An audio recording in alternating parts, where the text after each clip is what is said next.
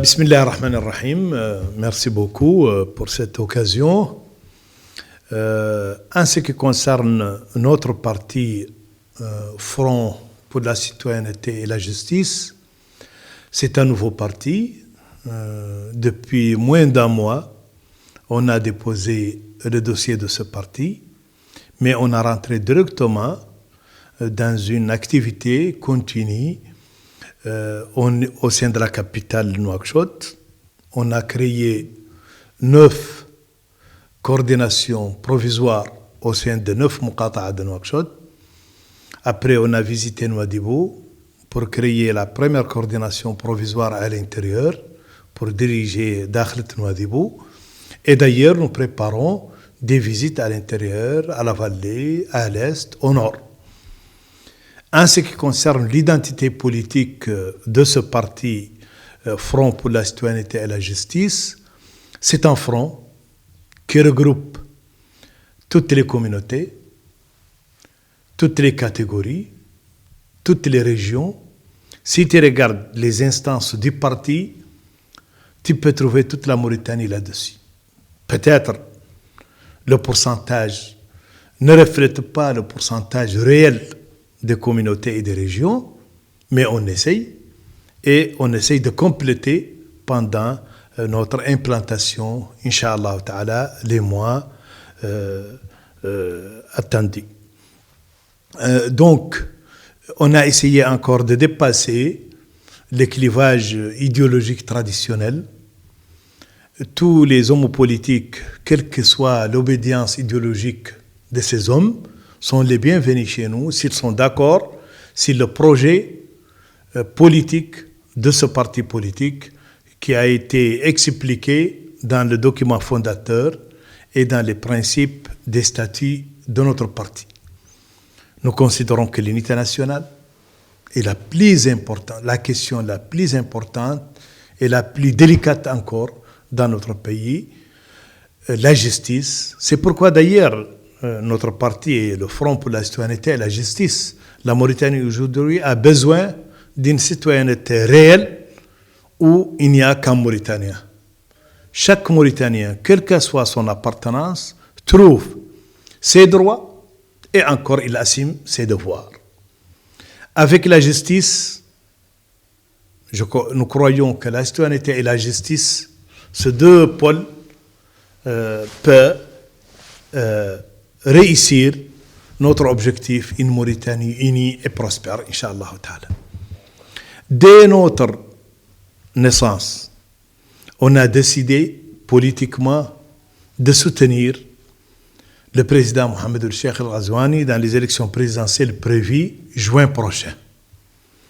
Certainement, pourquoi nous soutenons Mohamed El-Cheikh El-Ghazouani? Premièrement, parce que nous avons une évaluation positive de son premier mandat.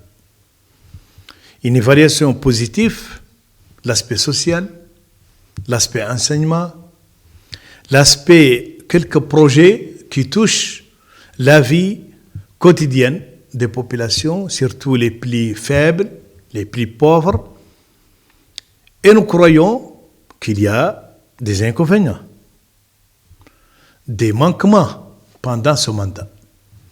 C'est Ould Ghazouani le mieux indiqué pour, d'une part, réformer les fautes et les inconvénients et